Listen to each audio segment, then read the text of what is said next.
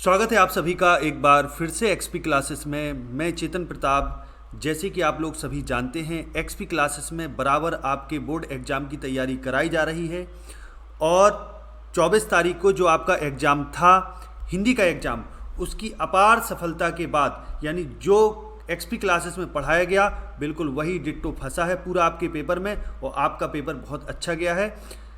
तो उसी क्रम में अब जो आपका नेक्स्ट पेपर है इंग्लिश का पेपर, उसकी तैयारी, धांसू तैयारी एक्सपी क्लासेस में बराबर कराई जाएगी। एक एक चीज़ आपको कहीं भटकने की ज़रूरत नहीं है, कोई टेंशन लेने की ज़रूरत नहीं है। तो आज के वीडियो में कि जो हिंदी के पेपर के बाद इंग्लिश के पेपर के मध्य में जो गैप है, उसमें आप अपनी इंग्लिश की तैयारी किस प्रकार करें, कैसी करें, कितना पढ़ें और उसको कैसे तैयार करें, वो सब चर्चा मैं पूरा एक शेड्यूल, एक पूरा सिलेबस कितना तैयार करना है वो मैं आपको बना के इस वीडियो में आज बताऊंगा, पूरा डिस्कस करूंगा और उसके साथ ही साथ उसको कैसे तैयार करना है और चैनल आपकी उस तैयारी में कौन कौन से वीडियो आपको प्रोवाइड करेगा, वो सारी चीज़ें मैं आपको यहाँ बताऊंगा। तो बिल्कुल हटना नहीं है, वीडियो से लास्ट तक बने रहना है और अधिक से अधिक इस वीडियो को शेयर करना है। ध्यान रखिएगा, आपके लिए बहुत ज़ोरदार मेहनत एक्सपी क्लासेस बराबर कर रहा है। तो वीडियो को अधिक से अधिक शेयर करेंगे, आप लाइक करेंगे इसको, और इस वीडियो में आपको पूरी तरह मैं एक पूरा प्लेटफॉर्म बना के दूंगा कि हाँ, इस तरीके से इतना पढ़ना है, ये वीडियोस चैनल में आपके लिए आएंगे, उनसे आपको तैयारी करना है, बिल्कुल भटकना नहीं है, परेशान नहीं होना है, घबराना नहीं है। यानी जो ये 6 दिन का गैप बचा है 24 से लेकर 30 के बीच का, उस पीरियड में आपकी इंग्लिश की टॉप की तैयारी कराई जाएगी। ठीक है, तो चलिए शुरू करते हैं। मैं चेतन प्रताप एक बार फिर से आप सभी का स्वागत करता हूं और शुभकामना देता हूं आपको कि आपका इंग्लिश का पेपर भी हिंदी के पेपर की तरह टॉप का जाए। चलिए शुरू करते हैं। देखिए, जैसे कि आप लोग जानते हैं, आपका पेपर जो है वो 4 सेक्शन में डिवाइड होगा, section A B C D. पहला सेक्शन जो है वो आपका रीडिंग सेक्शन है, जिसमें आपका कॉम्प्रीहेंशन आएगा, 15 नंबर का होगा, यानी अनसीन पैसेज होगा। ठीक है, सेक्शन बी जो है वो राइटिंग सेक्शन है। अब राइटिंग सेक्शन में आपका क्या होगा, आर्टिकल लिखने को आएगा और लेटर लिखने को आएगा, समझ गए। इसके बाद आपका सी नंबर का जो सेक्शन होगा ग्रामर सेक्शन होगा, जिसमें ग्रामर के क्वेश्चंस रहेंगे, वोकैब रहेगी और ट्रांसलेशन रहेगा आपका 5 नंबर का Hindi to English translation. Section D literature section है, जिसमें आपकी प्रोज, पोएट्री, सप्लीमेंट्री रहेगी। तो इन सबको मैं आपको पूरा एक प्लेटफॉर्म बना के दूंगा कि कैसे तैयार करना है इन दिनों में, गैपिंग में आपको पूरा कितना कंप्लीट करना है, कैसे कंप्लीट करना है, वो सारी चीज़ें मैं बताऊंगा। तो सबसे पहले मैं यहाँ शुरू करूंगा जो मोस्ट टफ सेक्शन है, दैट इज लिटरेचर सेक्शन। तो लिटरेचर सेक्शन में आपके 3 पार्ट, प्रोज, पोएट्री, सप्लीमेंट्री। तो सबसे पहले अपने आप को 100% सिक्योर करने के लिए, क्योंकि देखो बेटा, जो मैं आपको यहाँ चैप्टर बता दूंगा उन्हीं चैप्टर से लगभग 95% पेपर आपका फंसेगा। 5% की मैं थोड़ा गैपिंग लेके चलता हूँ, कारण है उसका, ये हो सकता 5% में दिक्कत हो, लेकिन 95% यहीं से आएगा, समझ लो। बाकी मैं आपको और उसका सोल्यूशन दूंगा। तो प्रोज में आप सबसे पहले, जिनको तैयार ना हो या जिनको तैयार हो, उनके लिए, दोनों के लिए, सबसे पहले आप 3 चैप्टर कंप्लीट कर लो प्रोज के। दी लास्ट लेसन, मैं इंपॉर्टेंट चैप्टर बता रहा हूँ, सबसे पहले इन पर गौर करो। ये सबसे पहले कंप्लीट करना है, दी last lesson, Lost spring, Indigo. ये 3 चैप्टर आप अच्छे से तैयार कर लो, इसकी तैयारी भी कराई जाएगी। ठीक, पोइट्री में अब जब ये 3 हो जाएं और इसके बाद पोइट्री के 3 करना है, क्योंकि टोटल आपके जो प्रोज में है वो 5 चैप्टर हैं, 5 में से आपको 3 अच्छे से कर लीजिए, समझ गए। और उसमें भी पहला और दूसरा चैप्टर तो आपको रटा हुआ होना चाहिए, अच्छे से होना चाहिए। तो ये 3 चैप्टर आपको अच्छे से करना। फिर इसके बाद पोइट्री में आ जाओ, तो इसमें भी आपके टोटल 5 चैप्टर हैं, उन 5 में आपको केवल 3 करना, पहला, दूसरा और तीसरा। ये लगातार 3 बिल्कुल अच्छे से कर लीजिए। सप्लीमेंट्री में पहला, दूसरा और शुड विजर्ड हिट मॉमी। मैंने इन 3 चैप्टर को यहाँ इंपोर्टेंट लिया हुआ है, कारण शुड विजर्ड हिट मॉमी क्यों लिया, क्योंकि इससे शॉर्ट आंसर आ सकते हैं। ठीक, तो ये तीनों चैप्टर आप तैयार कर लीजिए। तो लिटरेचर सेक्शन में आप इतना बहुत अच्छे से तैयार कर लीजिए पहले। जब इतना हो जाए तो फिर एक एक चैप्टर बढ़ा दीजिएगा। प्रोज में एक बढ़ा दीजिएगा, दी रेड ट्रैप कर दीजिएगा, समझ गए। रेड ट्रैप, समझ गए, यानी प्रोज में कर दीजिएगा दी रेड ट्रैप, और पोइट्री में बढ़ा के कर दीजिएगा, लास्ट का आंट जेनिफर्स टाइगर कर दीजिएगा या अ थिंग ऑफ ब्यूटी, कोई एक। पहले इतना तैयार करना है 3-3 सबके, फिर एक एक बढ़ा देना है जब ये तैयार हो जाए उसके बाद आफ्टर दैट। लेकिन ये 3 तो बिल्कुल कंप्लीट 100% कर लेना अच्छे से, क्योंकि इन्हीं से आएगा पेपर, और फिर एक एक और बढ़ा देना है, ठीक। सप्लीमेंट्री में आप बढ़ाइएगा द एनेमी, हालांकि बड़ा चैप्टर है द एनेमी, लेकिन इस चैप्टर से आपको शॉर्ट आंसर या लॉन्ग आंसर भी पूछ सकता है, ठीक, समझ गए। तो इम्पोर्टेंट है तो पहले, लेकिन इतने में, क्योंकि ऑप्शन में क्वेश्चंस आएंगे तो टेंशन नहीं होगी, समझ गए। जैसे कि आप जानते हैं प्रोज से आपको 1 लॉन्ग मिलेगा, ठीक, प्रोज से आपको 2 शॉर्ट मिलेंगे, ठीक। पोइट्री में आपका एक एक्सट्रैक्ट आएगा, यानी जो आपका स्टेंजा है वो आएगा, उसके अंतर्गत क्वेश्चन पूछे जाएंगे, ठीक। 3 क्वेश्चन होंगे, 6 नंबर का होगा, और सेंट्रल आइडिया रहेगा। तो इंपॉर्टेंट सेंट्रल आइडिया का ही वीडियो आपको दिया जाएगा, इंपॉर्टेंट शॉर्ट आंसर का वीडियो दिया जाएगा। ध्यान रखिएगा, मैं आपको एक एक चीज़ बताऊंगा कि एक्सपी क्लास में क्या क्या आपको मिलेगा, इन 6 दिनों में किन किन की तैयारी होगी, बहुत अच्छी कराई जाएगी, ठीक। इसके बाद समझ गए, शॉर्ट स्टोरी में आप जानते हैं 2 शॉर्ट आंसर 1 लॉन्ग आंसर मिलेंगे, समझ गए। तो अब आपको जो राइटिंग सेक्शन के अंदर का जो वीडियो मिलेंगे, पहला वीडियो आपका होगा शॉर्ट आंसर का, जिसमें आपके इंपॉर्टेंट शॉर्ट आंसर का वीडियो आपको मिलेगा, प्रोज और सप्लीमेंट्री से जो शॉर्ट आंसर आने हैं उनका वीडियो मिलेगा, ठीक। एक वीडियो ये मिलेगा, बहुत दमदार रहेगा। दूसरा मोस्ट इंपॉर्टेंट लॉन्ग आंसर का आपको वीडियो दिया जाएगा, समझ रहे, ये भी आएगा। माने प्रोज सेक्शन की जो पूरी तैयारी है, प्रोज पोइट्री सप्लीमेंट्री सेक्शन के से रिलेटेड सारे वीडियोस आपको दिए जाएंगे, टेंशन मत पालो आप, बस इतना चैप्टर आपको कंप्लीट करना है। जो जो वीडियो आते जाए उनको करते जाओ, शेयर करते जाओ, उनको तैयार करते जाओ, ठीक। तो समझ गए, यानी लिटरेचर सेक्शन की पूरी तैयारी कराई जाएगी। इसके बाद आपका जो ग्रामर सेक्शन होगा, यानी ग्रामर सेक्शन में आपको पता है ग्रामर सेक्शन में 25 मार्क्स की आनी है, 20 नंबर के क्वेश्चन रहेंगे, जिसमें MCQ टाइप क्वेश्चन रहेंगे या शॉर्ट आंसर टाइप क्वेश्चन रहेंगे, जिसमें पूरी ग्रामर होगी और बुकैब होगी।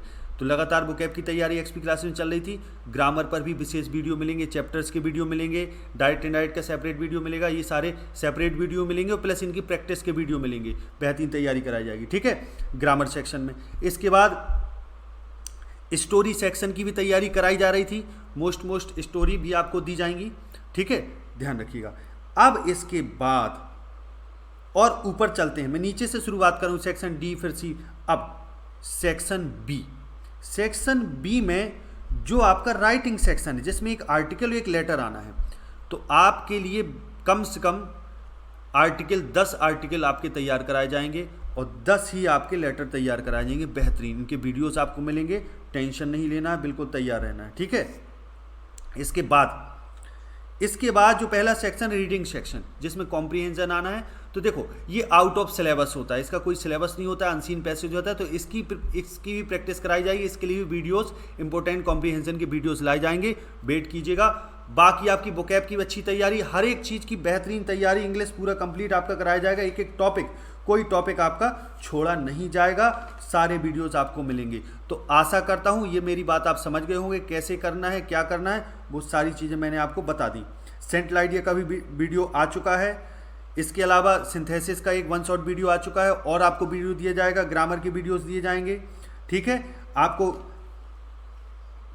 राइटिंग सेक्शन में जो आर्टिकल है वो इंपॉर्टेंट आर्टिकल के वीडियोस मिलेंगे, प्लस आपको आर्टिकल के अलावा जो वो आता है लेटर वगैरह, उसका वीडियो आपको मिलेगा, ठीक। सारी चीज़ों के आपको वीडियोस मिलेंगे, आपको निश्चिंत रहना है, बस एक्सपी क्लासेस जुड़े रहना है, बराबर अपनी तैयारी को भनाभन दनादन करते रहना है और टेंशन नहीं लेना है, ठीक। जितना कहा है उतना तैयार करना है, फालतू नहीं भटकना है, दिमाग खराब नहीं करना है, जो कहा है वहीं से आएगा, उतना ही आएगा, उससे बाहर नहीं जाएगा, गारंटी इस बात की, ठीक है।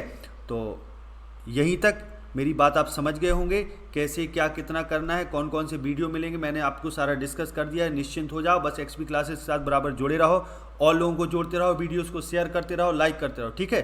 तो चलिए अब इस वीडियो को यहीं तक, अब तैयारी के लिए तैयार हो जाओ मेरे सिस्टम से, जो मैं आपको बता रहा हूँ जिस हिसाब से, उसी हिसाब से तैयार करना है, ठीक है।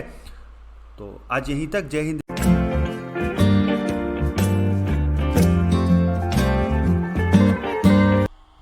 स्वागत है आप सभी का एक बार फिर से एक्सपी क्लासेस में।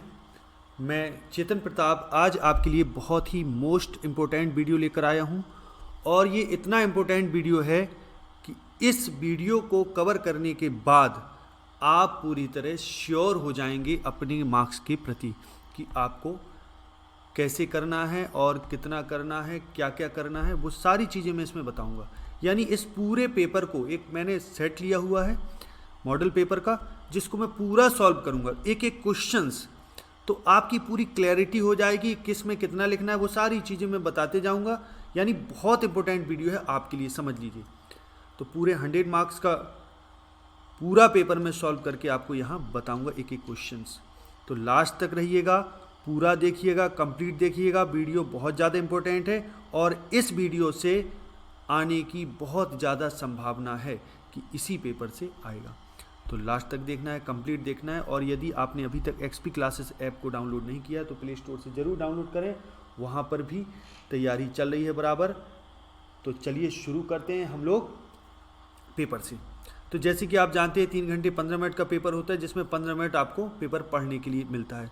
तो मैं चाहूँगा उसमें सबसे पहले आप पेपर को पढ़ लें, सबसे पहले पूरे पेपर को पढ़ें, समझें उसको। फिर जो यदि टाइम बचता है तो मैं ये रिकमेंड करूँगा उस बचे हुए टाइम में आप रीडिंग सेक्शन जो है आपका ए सेक्शन है, उसमें पैसेज को अच्छे से पढ़ लें, ठीक, या जो भी आप और सॉल्व करना चाहें वो कर लें, ठीक है। तो अब जैसे कि आप जानते हैं 4 सेक्शन में आपका पेपर रहेगा। अब 4 सेक्शन में रहेगा, जो पहला सेक्शन होगा रीडिंग सेक्शन होगा, जिसके लिए 15 मार्क्स हैं आपको, ठीक। तो पहले सेक्शन में जो रीडिंग सेक्शन है वो 15 मार्क्स का है, उसके अंतर्गत क्वेश्चंस पूछे जाने हैं। तो सबसे पहले तो मैं ये रिकमेंड करता हूँ कि आप डायरेक्ट पैसेज को मत पढ़िए, सबसे पहले उसके क्वेश्चंस को पढ़िए, क्योंकि क्वेश्चन यदि पढ़ेंगे तो फिर आराम से हम सॉल्व कर सकते हैं। जैसे पहला क्वेश्चन है, why is man called a gregarious man, कि व्यक्ति को ग्रीगेरियस मैन क्यों कहा जाता है, झुंड में रहने वाला व्यक्ति क्यों कहा जाता है। और फिर अगला क्वेश्चन है, what crucial role do our neighbours play in our lives, कि हमारे जीवन में जो हमारे नेबर्स होते हैं, पड़ोसी होते हैं, वो क्रूशियल रोल, कौन सा क्रूशियल रोल प्ले करते हैं, यानी निर्णायक रोल प्ले करते हैं। और how is loving our neighbours equal to loving God, कि कैसे हमारे नेबर्स को प्रेम करना भगवान को प्रेम करने के बराबर होता है, कैसे होता है, एक क्वेश्चन अगला ये है। इसके बाद why is it good to have friendly relations with our neighbours, कि क्यों पड़ोसियों के साथ फ्रेंडली रिलेशन रखना अच्छा होता है, ठीक। अब नेक्स्ट क्वेश्चन है, इसके बाद ये क्वेश्चन ये वोकैब पर आधारित है, तो ये तो तुरंत बन जाए। जैसे क्लोजनेस का अपन को सिनोनिम देना है, ऑपोजिट देना है ऑफन का। फिर इसके बाद आपको इसका फ्रेज है एट हैंड, इसका बताना है क्या अर्थ है, तो ये पैसेज से ही बताना है, ठीक। तो अब पैसेज को अपन लोग पढ़ते हैं। पैसेज बहुत इंपॉर्टेंट है, इसके भी पूरे आने के चांस है, ध्यान दीजिएगा। दिया है, man is a gregarious animal living in society, की जो व्यक्ति है वो ग्रीगेरियस एनिमल है, जो समाज में रहता है, माने झुंड में रहने वाला व्यक्ति है। His neighbours are the people who are immediately around him, कि उसके पड़ोसी वो लोग होते हैं जो उसके इमीडिएटली अराउंड हिम, जो उसके ठीक चारों ओर रहते हैं। Because of their close proximity, proximity माने होता है निकटता। तो एक वर्ड आया था इसके लिए क्वेश्चन में यहाँ क्लोजनेस, तो इसका तुरंत क्या हो जाएगा, प्रॉक्सिमिटी। ध्यान दीजिएगा, इसका सॉल्यूशन क्या हो जाएगा, प्रॉक्सिमिटी। नेक्स्ट देखिए, and the constant pressure of society they play a crucial role in our lifes, because of their closeness, अपनी क्लोजनेस के कारण, और constant pressure of society, society के कॉन्स्टेंट एक स्थिर प्रेशर के कारण, दबाव के कारण भी एक क्रूशियल रोल हमारे जीवन में निभाते हैं। तो संभवतः जो एक क्वेश्चन था आपका यहाँ था कि what crucial role do our neighbours play in our lives, कि हमारे जीवन में कौन सा क्रूशियल रोल ये लोग निभाते हैं, है ना। तो अब इसका आंसर अभी पता चलेगा, है ना। तो देयर सिग्निफिकेंस वाज रिकॉग्नाइज्ड, अब इनके महत्व को रिकॉग्नाइज किया गया, मान्यता दी गई, किसके द्वारा, जीसस क्राइस्ट के द्वारा, मोर देन 2000 ईयर्स एगो, कि 2000 साल से पहले ही इन्होंने इस चीज़ को मान्यता दी थी। और कहा था, when in one of the 10 commandments, कि इन्होंने अपने 10 कमांडमेंट्स यानी 10 आदेशों में से एक आदेश में कहा था कि लव दाई नेबर, अपने पड़ोसी को प्रेम करो, एज, चूँकि दो लव गॉड, चूँकि अपने पड़ोसी को प्रेम करो चूँकि वे भगवान, एज दो लव गॉड, जैसे कि तुम भगवान को प्रेम करते हो वैसे ही अपने पड़ोसी को प्रेम करो, ठीक। आगे देखें, अब अगला है, it subscribe to the view that, अब ये उस व्यू को सब्सक्राइब करता है, माने उस व्यू को सहायता देता है, वो दृष्टि हमें देता है, दैट की God is present in all human beings, कि भगवान जो है वो सारे ह्यूमन बीइंग्स में प्रेजेंट है, मौजूद है। ठीक, तो इसलिए कहा है 10 कमांडमेंट में से एक कमांडमेंट में इन्होंने कहा है, क्या कहा है कि लव दाई नेबर, कि लव दाई नेबर एज दो लव गॉड, कि अपने पड़ोसी से प्रेम करो जैसे तुम गॉड से प्रेम करते हो। ठीक, फिर आगे देखें, बाई लविंग आवर नेबर, कि by loving our neighbours we should not only have peace and happiness but would also come closer to God, कि हम अपने पड़ोसी को प्रेम करके ना केवल हमें पीस और हैप्पीनेस मिलेगी, लेकिन बल्कि हम भगवान के और क्लोज आ जाएंगे, नज़दीक आ जाएंगे। Just as love begets love, अब जैसे कि प्रेम से प्रेम बढ़ता है, सिमिलरली ठीक वैसे ही इफ़ वी शो लव, अगर हम लव शो करेंगे, प्रदर्शित करेंगे और कंपैशन प्रदर्शित करेंगे अपने पड़ोसियों के प्रति, टू अवर नेबर्स, तो they are bound to reciprocate, तो वे भी बंध जाएंगे उस ठीक वैसे ही व्यवहार करने के लिए, परस्पर व्यवहार के लिए, रेसिप्रोकेट करने के लिए। ठीक, तो this relationship can bring about immense Joy and happiness, इस रिलेशनशिप से बहुत विशाल मात्रा, बड़ी मात्रा में आनंद होता है और प्रसन्नता होती है इन अवर लाइफ्स, हमारे जीवन में। फॉर चूँकि they are always at hand, क्योंकि वे हमेशा नज़दीक होते हैं। To help us in our hour of need, कि हमारी ज़रूरत के समय में वे हमारे नज़दीक होते हैं हमारी मदद करने के लिए। In today's highly mobile and competitive society, कि वर्तमान की हाईली मोबाइल और कॉम्पिटिटिव सोसाइटी में, जहाँ मोबाइल का यूज ज़्यादा होता है और एक प्रतिस्पर्धात्मक समाज है, वहाँ पर आवर फ्रेंड्स और रिलेटिव्स आर रियली अवेलेबल, कि जो हमारे फ्रेंड्स और रिलेटिव होते हैं मुश्किल से उपलब्ध हो पाते हैं हमारे पास, है ना।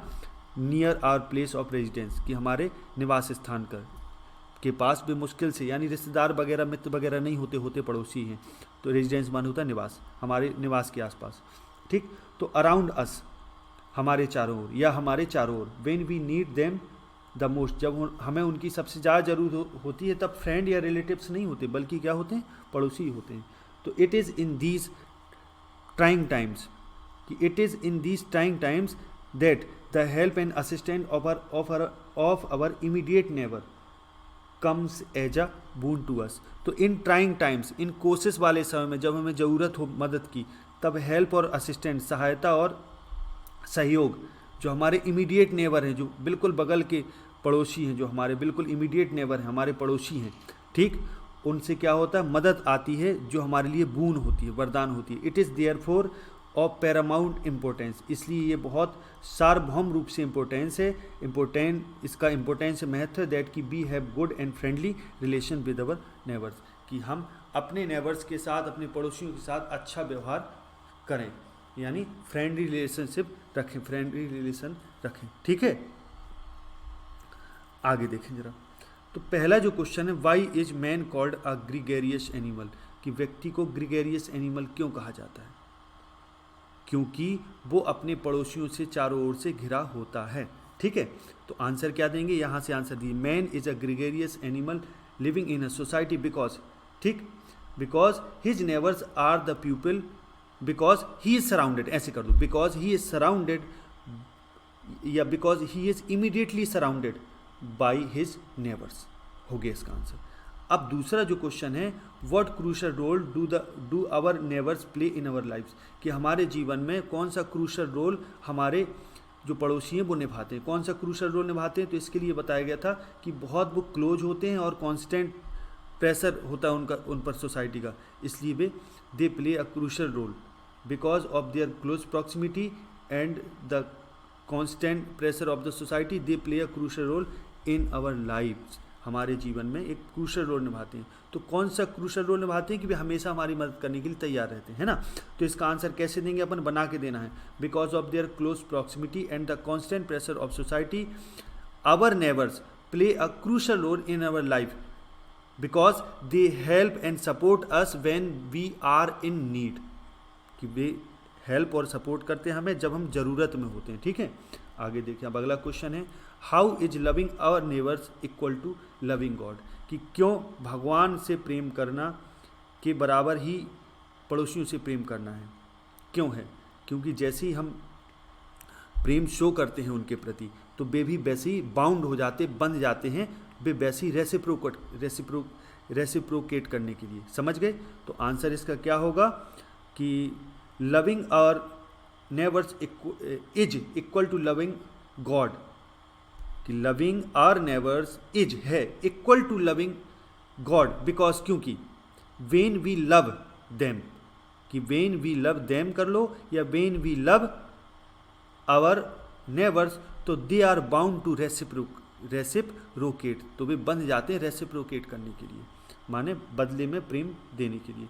अगला क्वेश्चन है why is it good to have friendly relation with our neighbours, कि ये अच्छा क्यों है पड़ोसियों के साथ फ्रेंडली रिलेशनशिप रखना, क्योंकि वे हमेशा ज़रूरत के वक्त हमारे लिए हमारी सहायता करने को तैयार रहते हैं। बस आंसर ऐसे ही दे दो बना के। तो क्या रखेंगे, आंसर देना है वाई इट इज़ गुड, कि ये क्यों अच्छा है, तो आंसर दो it is good to have friendly relations with our neighbours because क्योंकि they are our immediate helper, या दे आर ऑलवेज रेडी, ऐसे भी कर सकते, because they are always ready to support and help us in our need. ठीक है, अब अगला क्वेश्चन है which word in the passage means closeness, closeness का मीन्स है प्रॉक्सिमिटी, और which word in the passage mean opposite to often, often माने होता है प्राय, इसके लिए एक वर्ड आया था रेयरली, इसके लिए ये हो जाएगा अपोजिट इसका प्राय का। ठीक, अब नेक्स्ट है what does the phrase eight hand mean in the passage, eight hand माने होता है नज़दीक, तो इसका कर दो क्लोज, क्या कर दो क्लोज। ठीक, तो ये आंसर हो गया, तो समझ गए। अब ये सेक्शन ए अपन ने सक्सेसफुली सॉल्व कर लिया, अब सेक्शन बी सॉल्व करते हैं। सेक्शन बी में आपका दिया है right an article on any one of the following topics in about 100 to 150 words, मतलब एक आर्टिकल लिखना है अपन को इन टॉपिक पर, India land of natural beauty, तो इस पर आपको आर्टिकल चैनल में मिल जाएगा, दिया जाएगा आपको, जॉइंट फैमिली सिस्टम पर दिया जाएगा, माई प्लान्स फॉर फ्यूचर। ठीक, तो कोई एक करना है तो आपको इन 2 टॉपिक पर आर्टिकल मिल जाएगा। ठीक, अब इसके बाद है अगला जो क्वेश्चन है 10 नंबर के लिए, वो है write a letter to the editor of a national daily to show your concern on growing use of disposal wares, तो इस पर भी आपको आर्टिकल, इस पर भी आपको लेटर चैनल में मिल जाएगा, बहुत जल्दी, तुरंत ही मिलेगा, इस वीडियो के बाद ही समझो मिलेगा जस्ट, तो ये आप कवर कीजिएगा। Write a letter to the principal of your school to complain against the shortage of latest sport magazine in the library, तो मैं यहाँ आपको ये बता भी देता हूँ कैसे करना है। तो इसमें क्या करना है, सबसे पहले आप लिखिएगा एडिटर का अपना एड्रेस, जो भी आपका एड्रेस हो वो एड्रेस लिखिएगा, उसके बाद डेट लिखिएगा, डेट के बाद लिखिएगा, डेट के तुरंत बाद सब्जेक्ट लिखिएगा, काय के लिए सब्जेक्ट है, सब्जेक्ट है growing use of disposal wares. ठीक, ये सब्जेक्ट हो गया। फिर इसके बाद एडिटर को संबोधन लिखिएगा कि एडिटर कौन है, क्या लिखोगे इसके लिए, द एडिटर, अब नेशनल डेली कोई भी लिख सकते, कोई भी अखबार, the editor Hindustan times new Delhi, ऐसे लिख दो। इतना लिखने के बाद सबसे फिर डालना है, इसके बाद सर लिखना है नीचे, और सर लिखने के बाद मैं बताते जा रहा हूँ, आप इसको करते जाइए, बहुत आसान है, मैं एक बता दे रहा हूँ, बाकी देखो। तो सर लिखने के बाद कॉमा लगा के नीचे लिखिए, सबसे पहले ध्यान आकर्षित कराइए, उसका समस्या जो दी जाती है उसके प्रति ध्यान आकर्षित कराइए, तो इसके लिए आप लिखेंगे I would like to bring your attention toward the growing use of disposal wares in our society. ठीक है, the use of disposal wares is increasing day by day, full stop. ये अपन ने समस्या के प्रति ध्यान आकर्षित करा दिया। अब एक पैराग्राफ चेंज करके आगे लिखो मेन चीज़, तो मेन चीज़ के बारे में बताओ कि day by day the increasing disposals ware, day by day there is a great increase in the use of disposals ware, people immensely use the disposal ware in everything, such as in every shop disposal ware are used, such as polythenes, disposal glass, disposal plates etc are used, full stop। फिर इसके बाद आगे लिखेंगे कि these disposal wares may be harmful for the pupil as well as for the environment as well as for the animals के लिए भी ये हार्मफुल हो सकता है, समझ गए। फिर इसके बाद लिखो आगे, pupil often destroy them by burning them in the open area, कि ओपन एरिया में लोग इनको जलाकर इनको डिस्ट्रॉय करते हैं, but it is very dangerous for the environment and it may affect this may affect the ozone layer by produce करके, क्या प्रोड्यूस करके, कार्बन डाइऑक्साइड। समझ गए? Full stop. क्लियर हो गई बात इतनी? अब इतना आपने समस्या बता दी, फिर आप पैराग्राफ चेंज करके आप उनमें सुझाव दीजिए। तो I hope that you consider, I hope that, मैं आशा करता हूं कि you will consider this growing problem, कि इस ग्रोइंग प्रॉब्लम को आप समझेंगे and you would spread it through your newspaper, कि आप इस समस्या को अपने न्यूज़पेपर के थ्रू फैलाएंगे, सो दैट ताकि it may reach to the concerned officers और गवर्नमेंट, है ना, या टू द कंसर्न गवर्नमेंट और ऑफिसर्स, सो दैट ताकि they may take necessary steps या necessary action to control disposable wares. ठीक है, बस हो गया। और लास्ट में लिख दीजिएगा योर ट्रूली, और जो भी अपना नाम लिखना हो वो नाम लिख दीजिएगा उसी के नीचे। बस हो गई बात, कंफर्म हो गया, है ना। चलो, एक ये हो गया। अब ऐसे ही ठीक आपको ये भी लिखना है।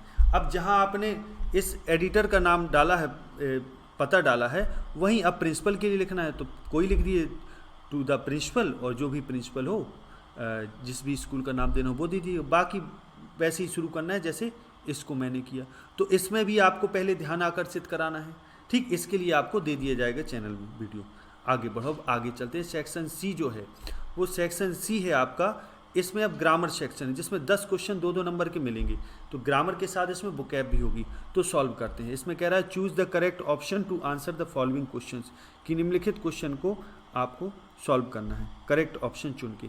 तो the absence of government in a country is called, क्या कहलाती? एनार्की। तो इसका आंसर क्वेश्चन नंबर डालिएगा, क्वेश्चन ऐसे डालिए, क्वेश्चन 4 एक देना है, और उसके आंसर में क्या लिखेंगे?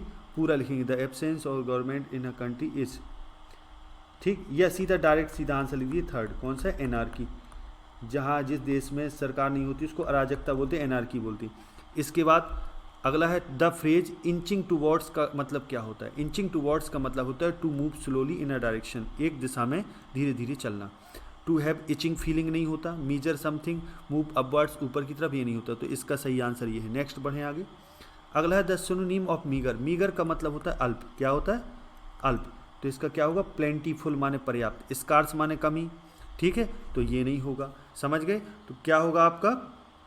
मीगर माने होता है अल्प, तो प्लेंटीफुल माने पर्याप्त होता है। और इसके बाद एक नेक्स्ट वर्ड है स्कैंटी। स्कैंटी माने भी अल्प होता है। तो कायदे से कहा जाए अल्प के स्कार्स और स्कैंटी ये हो जाएंगे सिनोनिम, समझ गए। एक मिनट, और प्लेंटीफुल, सॉरी ये मैंने अपोजिट बता दिया, ये नहीं होगा। इसका पहला और दूसरा ये बोथ, ये चौथा ऑप्शन सही है। ध्यान दीजिए जरा, इसको करेक्शन इसको मैं करता हूँ। इसमें प्लेंटीफुल तो इसका अपोजिट हो गया, ये जस्ट इसका अपोजिट है, ध्यान दीजिएगा। और ये इसके सिनोनिम हो गए, तो ये दोनों सही हैं। तो ये वाला ऑप्शन फिर सही होगा, बोथ 1 and 2। ठीक, ध्यान देना इसका। One should do his duty, व्यक्ति को अपनी ड्यूटी करना चाहिए। तो ये क्या है? ये है आपका सिंटेक्स के अंतर्गत। तो वन का पॉजिटिव केस कभी भी हिज नहीं होता, वंस होता है। तो क्या होना चाहिए? Once duty, one should do once duty, है ना। One should do once duty, यहाँ ये गलत किया हुआ है इसने। One should do his duty, which word in this sentence is an error. तो हिज एरर है, बात खत्म। ठीक है, तो चूंकि वन का पॉजिटिव वंस होता है, तो हिज कहाँ एरर है? तो हिज में एरर है। तो ये वाला ऑप्शन सही हो जाएगा। इसके बाद द एंटोनीम ऑफ वेरिन। वेरिन माने होता है बंजर। ठीक, तो फर्टाइल माने होता है उपजाऊ, तो एंटोनीम हो गया, यही सही है। फ्यूटाइल माने होता है बेकार। इनफर्टाइल माने होता है अनुपजाऊ, यानी ये वेरिन का जो सिनोनीम हो जाएगा वो ये हो जाएगा। तो लेकिन ऑप्शन तो अपना एंटोनीम में ए पहला नंबर का सही है। फ्रेगाइल माने होता है कमजोर, भुरभुरा, जल्दी टूटने वाला। आगे देखो, 5वां क्वेश्चन में change any one of the following in indirect. अब इनडायरेक्ट में बदलना है। पहला दिया I said don't waste your time, मैंने कहा अपना टाइम बर्बाद ना करो। इम्परेटिव है ये, तो मैंने उसको क्या किया? आदेश दिया। आई ऑर्डर्ड हिम, अब किसको आदेश दिया? अब चूंकि यहाँ योर दिया है, तो योर को तुम्हें चेंज करना पड़ेगा। तो उसके लिए जरूरी है कि यहाँ कुछ मान लो कर लो, I ordered him, reporting verb भाव के अनुसार आई ऑर्डर्ड हिम, ठीक है, नॉट टू वेस्ट, या फॉरवर्ड कर दो। अगर हम फॉरवर्ड लगा देते हैं, जब डू नॉट होता है अगर फॉरवर्ड लगाते हैं तो नॉट टू नहीं लिखना, फिर टू भर लिख देना। I ordered him to waste, अब योर हो जाएगा मान लो हिम के हिसाब से हिज टाइम, समझ गए। अगला दिया my teacher said to him, मेरे टीचर ने उससे कहा you can send your application online to, कि तुम अपनी एप्लीकेशन को ऑनलाइन भेज सकते हो। ठीक है, साधारण है, सिंपल है। तो my teacher told him that, you change हो जाएगा हिम के हिसाब से ही, कैन का हो जाएगा could, he could send, you जो होगा हिम के हिसाब से क्या हो जाएगा हिम, ठीक है, application online to full stop, comma inverted comma खत्म। अब कंबाइन एनी, अब बी नंबर का 5वें का B, combine any one of the following as directed, complex बनाना है पहले का। तो I can give you a dress, मैं तुम्हें एक ड्रेस दे सकता हूँ, my mother gifted it to me, मेरी माँ ने ये मुझे दिया था, है ना। तो सीधी सी बात है, तो I can give you a dress which, जो my mother gifted to me, सीधा सा हो गया, ठीक है। अगला है कंपाउंड सेंटेंस बनाना है, तो कंपाउंड सेंटेंस बनाएंगे डू इट लीव इट, तो डू इट और लीव इट, हो गया आंसर, ठीक है। अगला देखो, change any one of the following as directed, passive voice बनाना है, आई कैन डू इट, मैं इसको कर सकता हूँ, तो ये मेरे द्वारा करी जा सकती है, तो it can be done, it can be done by me, ठीक है। अगला देखो, this is the most effective remedy for this disease, comparative बनाना है, ये मोस्ट इफेक्टिव रेमेडी है इस डिसीज़ के लिए, कंपेरेटिव बनाना है, तो सीधी सी बात है, तो no other remedy is more effective than this remedy for this disease, क्या हो जाएगा, जब वो सबसे ज़्यादा इफेक्टिव है तो कंपेरेटिव बनाना है, तो इसका मतलब कोई अन्य रेमेडी इतनी इफेक्टिव नहीं है, तो no other remedy is more effective than this remedy for this disease, ठीक। अब है correct any one of the following sentence, you are senior than me, तो सीनियर के साथ हमेशा टू लगता है, सीनियर टू मी, यहाँ टू करिए। कैटल्स आर ग्रेजिंग, कैटल हमेशा सिंगुलर होता है, सॉरी कैटल का प्लूरल नहीं होता, ये अपने आप में ही प्लूरल है, तो कैटल्स की जगह पहले करिए कैटल, एस हटा दीजिए, आर सही है, कोई दिक्कत नहीं है। इसके बाद है any, use any one of the following pairs of word, कोई एक को यूज करना है, लेकिन मैं दोनों बताता हूँ, दो पेयर दिए, दो क्वेश्चन दिए, कोई एक करना है। Use any one of the following pairs of words in your own sentence to make the different in their meaning clearly, तो रिफ्यूज है, रिफ्यूज माने होता है मना करना, ठीक। तो अगर मना करने को तुम करोगे तो I refused him to give him milk, I refused him to give milk, बस ऐसे हो गया, ये हो गया, रिफ्यूज माने मना करना, और इस रिफ्यूज माने होता है शरण, ठीक। तो many people took refuge in India, ठीक, हो गए, बात समझ में आई। अब सेल और सेल, सेल माने होता है बेचना, I sold my pen for 50 rupee, और सेल है जो सेल, सेल माने होता है कोठरी, या सेल माने कोश का भी होता है, सेल माने कोश का भी होता है और सेल माने कोठरी भी होता है, तो अब इसको अपन चाहे जैसे यूज कर सकते हैं, ठीक, समझ गए। अब इसका कोई एक एग्जाम्पल सोचिए दिमाग से, वो आंसर देना है अपन को, बहुत सरल सरल, आप जरूरी कठिन ही हम लिखें, उसको सिंपल भी लिख सकते हैं, ऐसी भी लिख सकते हैं, कि जैसे बीज स्टोर हनी, जो बीज होती हैं, bees, bees store honey, honey in the cells of honeycomb, कि हनी कॉम के सेल्स में बीज जो होती हैं वो क्या करती हैं, हनी स्टोर करती हैं, ठीक। तो ये कंप्लीट हो गया। अब इसके बाद आते हैं स्टोरी में, ये 5 नंबर की है, बहुत अच्छे से अपन को बनानी है इसको, ठीक, समझो। उन दिनों स्वामी विवेकानंद अमेरिका में एक महिला के यहाँ ठहरे हुए थे, जहाँ वह अपना भोजन खुद बनाते थे। उन दिनों स्वामी विवेकानंद अमेरिका में एक महिला के यहाँ ठहरे हुए थे, तो उन दिनों, इन दोज डेज, उन दिनों कॉमा लगा दीजिए।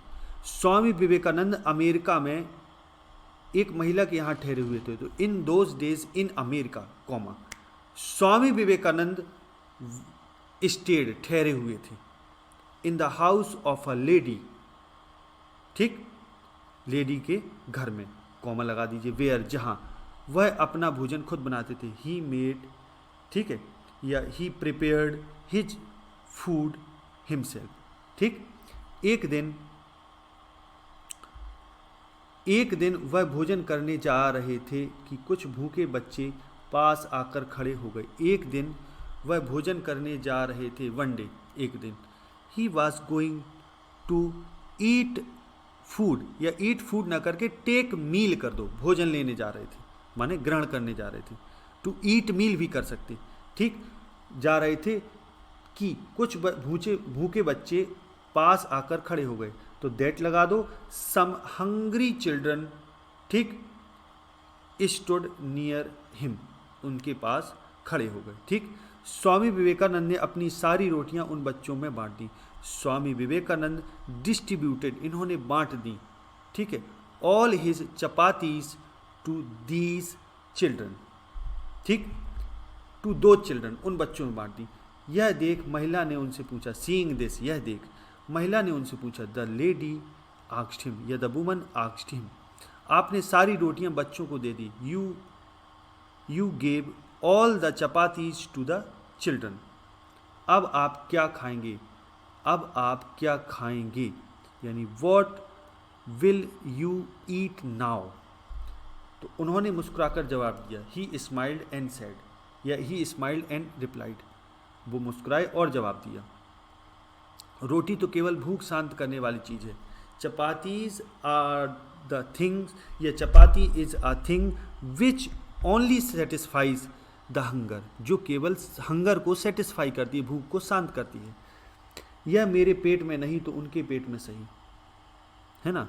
If it is not in my abdomen then it is, if it is not in my abdomen then it is right on their abdomen, ठीक है, उनके पेट में ये सही है।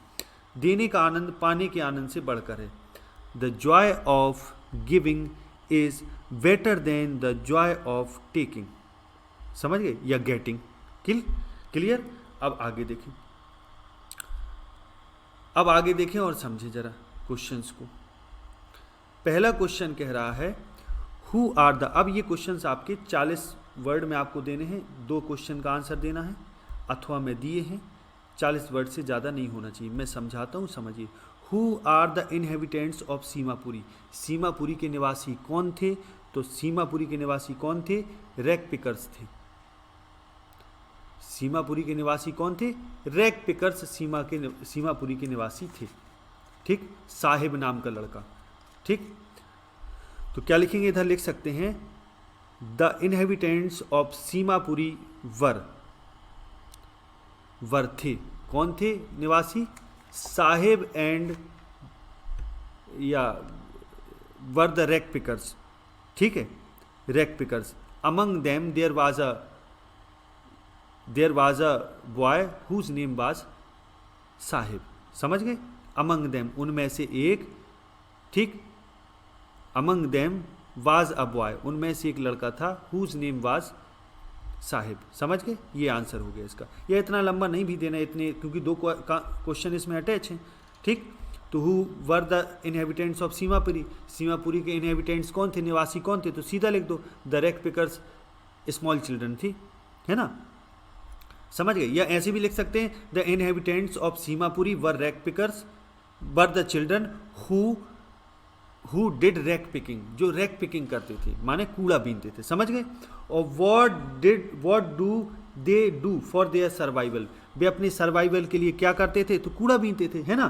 तो दे फॉर देयर सर्वाइवल, अपने सर्वाइवल के लिए कॉमा लगाइए, for their survival they did rag picking, means, जिसका मतलब है दे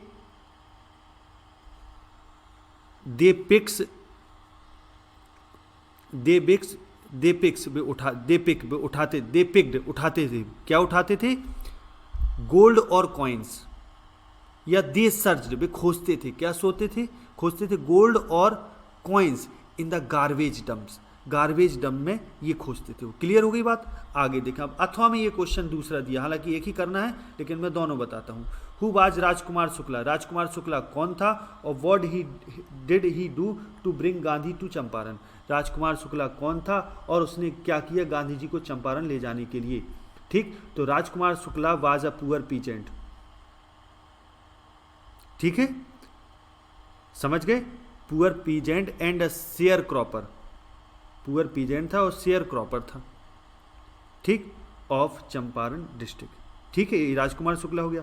और उसने क्या किया गांधी जी को चंपारण ले जाने के लिए, तो सीधी सी बात उसने क्या किया, तो ही वेंट, ऐसे कर लो, to bring Gandhi to Champaran, Gandhi को चंपारण लाने के लिए, comma, he went to the Lucknow Congress session to complain Gandhi about the injustice of landlord system in Bihar, full stop. और he remained with Gandhi for weeks until he got permission from Gandhi to, he got permission and got a fixed date from Gandhi to come to Champaran, कि चंपारण आने के लिए permission और fix date उसने ले ली गांधी से, समझ गए, बस हो गया आंसर इसका।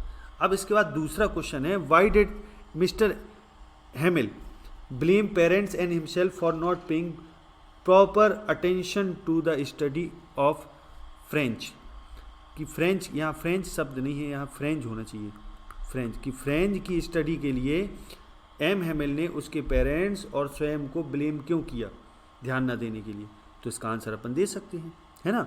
तो Mister M Hamel blamed parents and himself for not paying proper attention to the study of French because, क्योंकि he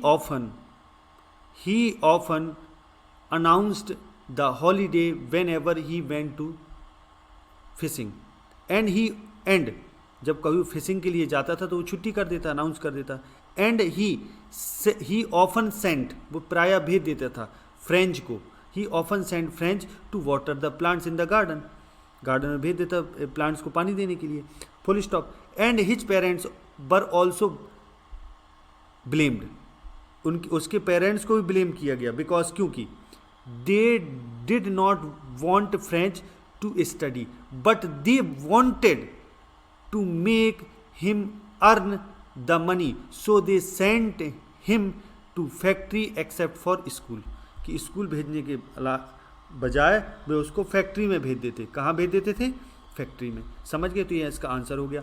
अब अगला क्वेश्चन है अथवा में, हालांकि एक ही देना है लेकिन आप दूसरा भी हम समझेंगे। Why did the peddler consider the world as a rat trap, कि पेडलर ने संसार को एक रेड ट्रैप क्यों समझा, एक चूहेदानी क्यों समझा, है ना।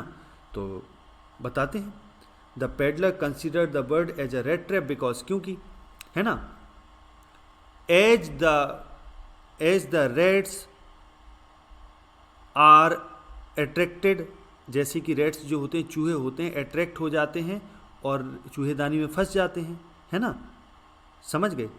As the Reds are attracted, या as the red attract towards the red trap by seeing, है ना, ऐसे ना करके, और इसको सिंपल वे में भी अपन दे सकते हैं, जैसे मान लो वो कैसे अट्रैक्ट होते थे रेड ट्रैप, मतलब संसार, इन्होंने संसार को, पेडलर ने माने फेरी वाले ने संसार को एक रेड ट्रैप क्यों समझा, क्योंकि जैसे चूहा रेड ट्रैप में बंद हो जाता है लालच में फंसकर, वैसे ही हम भी लालच में फंसकर संसार में फंस जाते हैं, समझ गए, संसार रूपी पिंजरे में फंस जाते हैं। ये इसका आंसर है। अब इसको ट्रांसलेट कीजिए, ठीक है। As the rat and traps, as the rat traps, जैसे कि रेड जो होता है चूहा ट्रैप से फंस जाता है, इन द रेड ट्रैप में फंस जाता है ना। वेन इट सीज, जब ये देखता है, क्या देखता है, सम ब्रेड, ठीक, इन टू द रेड ट्रैप, जब रेड ट्रैप में कुछ ये ब्रेड देखता है, या इन द रेड ट्रैप में कुछ ब्रेड देखता है, तो ये उसमें लालच में फंस कर उसको वहाँ फंस जाता है। सो डज द मैन, ऐसे ही व्यक्ति करता है, सो डज द मैन, ऐसे ही व्यक्ति करता है, व्हेन, जब, ही टेम्प्ट्स, जब वो टेम्प्ट हो जाता है, लोभित हो जाता है, किससे, by the attractions of the world, संसार के वर्ड से, and he also gets trapped, वो भी फंस जाता है। So the peddler considered the world as a rat trap. अब अगला क्वेश्चन है, अब ये जो क्वेश्चन है वो है आपका लॉन्ग देना है, दो में से एक है। ये लॉन्ग का वीडियो आपको मिलेगा, आप टेंशन मत लो, इसका वीडियो चैनल में है, आप देख सकते हैं। All we have to fear is fear itself, वो अब जो कुछ डर है वो स्वयं डर ही है। All we have to fear, वो जो जिससे हमें डरना होता है वो डर ही है।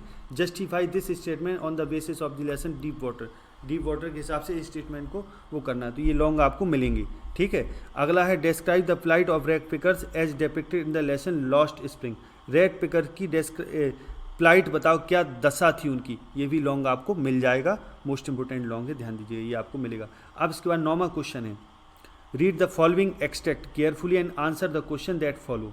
अब इस एक्सट्रैक्ट को पढ़ना है और इसके अंतर्गत क्वेश्चन का आंसर देना है। ये पोइट्री से अपना, तो ये कहाँ से लिया गया है, ये लिया गया है माई मदर एट 66 बाई कमला दास। ये कमला दास के द्वारा लिखा हुआ चैप्टर जो है माई मदर एट 66, ये उससे लिया गया है, ठीक है। तो इसको पढ़ते हैं जरा हम लोग। And the old child and the old familiar एक, वही पुराना दर्द, और वह पुराना दर्द, ओल्ड फेमिलियर एक, वो पुराना दर्द। माई चाइल्डहुड फियर, मेरे बचपन का डर, मेरे बचपन का डर। But all I have said, but all I said was, लेकिन जो कुछ मैंने कहा, सी यू सून अम्मा, मैंने कहा सी यू सून अम्मा, अम्मा फिर मिलेंगे। और ऑल आई डिड, और जो कुछ भी मैंने किया, was smile smile and smile, यही वो चीज़ थी जो मैंने की। तो पहला क्वेश्चन है what is the fear that has always pained the poetess, वो डर क्या था जो हमेशा पोएटेस को डराता था। वही डर था माँ को खोने का डर, क्योंकि माँ बहुत बूढ़ी हो चुकी थी, है ना, यही आंसर देंगे, है ना। The fear that has always pained the poetess, है ना, is the fear of losing her mother.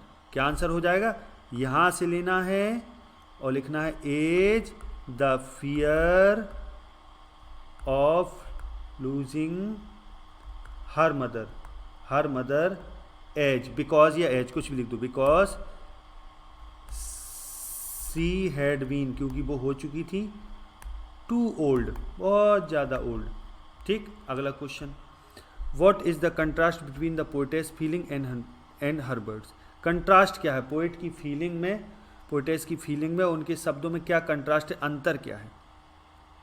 तो फीलिंग बता दो, the poetess feels that her mother would die soon because she had been too old, कि उसकी माँ जल्दी मर जाए क्योंकि वो बहुत बूढ़ी हो चुकी है। और उनके शब्दों में क्या अंतर है, वेयर है, जबकि she told her mother goodbye, है ना, या सी टोल्ड हर मदर, अब कॉमा इन्वर्टेड कॉमा कर देना, goodbye, in the hope that, goodbye नहीं सॉरी, क्या कहा था, सी यू सून अम्मा। तो सी टोल्ड वेयर है, जबकि she told her mother see you soon अम्मा, कॉमा इन्वर्टेड कॉमा विद लिख देना, ठीक। फिर लगाना, इसके बाद लिखना विच शो, जो ये शो करता है, दैट की सी हैड अ होप, कि उनको एक आशा है, she had a hope of next meeting, है ना, या she had a hope that she would soon meet, वो शीघ्र ही मिलेंगी, या she would meet soon with her mother. समझ में आई बात, है ना। अब एक और उन्होंने चीज कही थी, फुल स्टॉप लगा के आगे लिखो,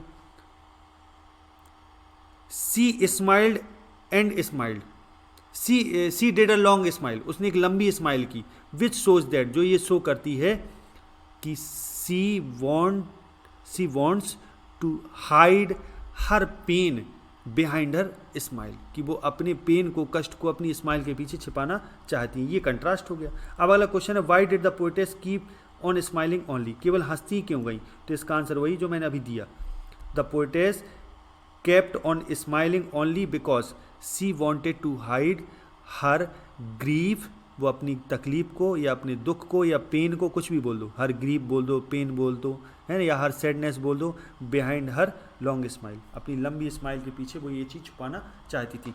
अब right the central idea of anyone, किसी एक का सेंट्रल आइडिया लिखना है। इसके लिए वीडियो में दे चुका हूँ, चैनल में आप जाके देख सकते हैं। Keeping quiet, a thing of beauty, कोई भी, ठीक है, वो आप देख सकते हैं। ठीक, आगे देखो। इसके बाद है answer the following question in about 40 words. अब 40 वर्ड में आंसर देना है निम्नलिखित क्वेश्चंस का। तो समझिए सबसे पहले पहला क्वेश्चन है what things on the third level were different from those on the other level, कि चीज़ें थर्ड लेवल में अदर लेवल से अलग कैसे थी, कौन सी चीज़ें थी जो अलग थी। तो सीधा लिखो in the third level there were many things which were different, there were many things on the third level, third level पर बहुत, या ऑन द थर्ड लेवल ऐसे लिख सकते हो, on the third level, third level में there were many things which were different from the other level, जो other level से अलग थी, full stop. Some of them are, उनमें से हैं, निम्नलिखित हैं, जैसे नंबर 1 में डाल देना है ना। प्यूपिल बोर, लोग पहनते थे, WORE बोर, क्या पहनते थे, प्यूपिल बोर क्या पहनते थे लोग, old style clothes. They had long moustache, है ना, लंबी मूछें रखते थे और ओल्ड स्टाइल के कपड़े पहनते थे, फुल स्टॉप। दूसरी चीज़, पीपल हैड फ्री टाइम, लोगों के पास फ्री टाइम था, टू एन्जॉय देम सेल्फ, कि स्वयं में एंजॉय करने के लिए, है ना। दे ऑफन स्मोक, वे प्रायः स्मोक करते थे, क्या, सिगार्स, ये लिख दो। इसके बाद और अगली चीज़ लिखो, है ना, the platform and the railway station were of old style there, कि वहाँ जो प्लेटफॉर्म और स्टेशन थी वो ओल्ड स्टाइल की थी। And the ticket window ticket Windows were also of old smile, ये भी ओल्ड स्माइल नहीं, ओल्ड स्टाइल, ये भी ओल्ड स्टाइल की थी, ठीक है। इसके बाद और लिखना है तो ये लिख देना है कि the wills on the third level were not the current wills, है ना, करेंट विल नहीं थे, but they were old wills, समझ गए। एट द टाइम ऑफ 1894 के समय के वो बिल्स थे, समझ गए। ये चीज़ें थी जो हाँ अलग थी, ठीक है। अब इसके बाद है अगला क्वेश्चन, अथवा में है, इसका आंसर मैं देता हूँ। अथवा में कह रहा है describe the environmental features of Antarctica, Antarctica के एनवायरमेंटल फीचर्स बताओ क्या है ना। तो सबसे पहले लिखो Antarctica is the coldest driest windiest continent in the world, full stop. एक चीज़ लिख दो, है ना, कि अंटार्कटिका जो है वो ऐसी है, समझ गए। और फिर आगे लिखो it is immense, it is isolated, it is immense and isolated, कि ये विशाल है और आइसोलेटेड है ना। और it full stop, it has a white landscape and uninterrupted blue horizon, इसका वाइट लैंडस्केप है, वाइट लैंडस्केप है माने सफ़ेद वाला दृश्य है, इसका पूरा लैंडस्केप विस्तार है, और अनइंटरप्टेड ब्लू हॉरिजॉन है, कि निर्बाध बिना बाधा के ब्लू हॉरिजॉन, बहुत लंबा नीला क्षितिज है। बस हो गया इसका, यही इसके एनवायरमेंटल फीचर है ना। और फिर और लिखना चाहो तो और लिख दो, in Antarctica there is no sign of life, means there is no sign of life, जीवन का कोई चिन्ह नहीं है। There is no tree, no man, no animal, बस हो गया, एटसेट्रा, हो गया आंसर, ठीक है। अब अगला क्वेश्चन है B number, why did the Maharaj decide to suffer the huge loss instead of allowing the British officer to get photographed with the hunted tiger, कि महाराज ने ह्यूज लॉस माने उन्होंने गहरा नुकसान क्यों चुना, महाराज ने गहरा नुकसान क्यों चुना, instead of allowing the British officer to get photograph, इसके बजाय कि वो ब्रिटिश ऑफिसर को फोटो खिंचवाने देते केवल एक हंटेड टाइगर के साथ। क्यों उसने किया, क्योंकि वो कसम खा चुके थे कि वो 100 में टाइगर, जब तक 100 टाइगर नहीं मार लेंगे तब तक वो अन्य किसी को वहाँ मौका नहीं देंगे, है ना। यही इसका कारण है कि वो अन्य किसी को तब तक मौका दे ही नहीं सकते थे, इसलिए उन्होंने ये उनको करना पड़ा, है ना। तो आंसर इसका अपन क्या देंगे,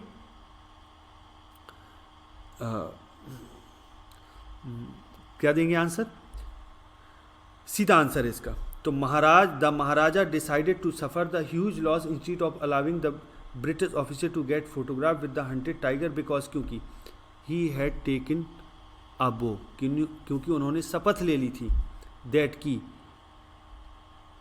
की he would complete his target of killing 100 tiger, so he would never allow anyone to hunt in his state. बस हो गई बात खत्म, समझ गए, बस हो गई। यानी वो अपने स्टेट में किसी को हंट के लिए अलाउ नहीं करेंगे जब तक वो अपना टारगेट पूरा ना कर ले। अगला इसके बाद क्वेश्चन है, क्वेश्चन बहुत गजब का है, अच्छा भी क्वेश्चन है कि Y was Jo not happy, कि जो थी वो हैप्पी क्यों नहीं थी, खुश क्यों नहीं थी, माने जो को क्या तकलीफ थी, वो खुश क्यों नहीं थी, जो खुश क्यों नहीं थी, समझ गए। Why was Jo not happy with Jack's ending of Roger Skunk story, कि रोजर स्कंक जो स्टोरी को जिस प्रकार से एंड करना चाहते थे वो उससे खुश क्यों नहीं थी, वो क्यों नहीं थी, ये इसका आंसर अपन को देना है ना। तो सीधा आंसर लिखो, Jo did not agree to the end of the story because she wanted to end the story, है ना, she wanted to end the story as, जैसे, या वैन, जब वो चाहती थी उसका अंत, वैन द, कब चाहती थी, when the wizard hit Roger Skunk's mommy on her head and did not change that little skunk back, Roger Skunk को वापस वो चेंज नहीं करना चाहती थी, तो यही कारण वो ऐसे ही उसको स्टोरी को एंड कराना चाहती थी, या रोजर स्कंक स्मेल बैक, समझ गए, ठीक। तो ये इसका आंसर है, पूरा हो गया। तो आंसर कैसे देंगे, Jo was not happy with Jack's ending of Roger Skunk story because she wanted the story to be ended when the wizard hit Roger Skunk's mom on her head and she did not want to change that little skunk smell, समझ गए, यानी उस little skunk की smell को वापस वो change नहीं करना चाहती थी। बस हो गया आंसर इसका। अब इसके बाद है अगला क्वेश्चन, 12वां क्वेश्चन। इसमें कह रहा है लॉन्ग आंसर है, कोई एक आंसर अपन को देना है। पहला दिया है what brings Derry closer to Lamb, इसका लॉन्ग आपको मिलेगा वीडियो में। What impression of Sadao as a doctor and human being do you form on the basis of the story, कि क्या इंप्रेशन है सदाओ का डॉक्टर के रूप में, एक मनुष्य के रूप में, स्टोरी के आधार पर आप बताएं। तो इसका भी आपको लॉन्ग दिया जाएगा, ठीक है। तो इसी के साथ जो ये आपका पेपर का पूरा एनालिसिस है, पूरा कंप्लीट पेपर मैंने करा दिया है। आशा है आप इसको समझ गए होंगे पूरी तरह कि कैसा पेपर है, कैसे करना है, मैंने सॉल्व करके। ये पेपर आपके लिए बहुत इंपॉर्टेंट है एक्चुअली, क्योंकि इसी पेपर से बहुत कुछ फंसने की संभावना है। यदि वीडियो अच्छा लगा हो तो वीडियो को लाइक और शेयर करना ना भूलें। आगे अगले वीडियो में मिलते हैं, तब तक के लिए नमस्कार, जय हिंद, जय भारत, वंदे मातरम।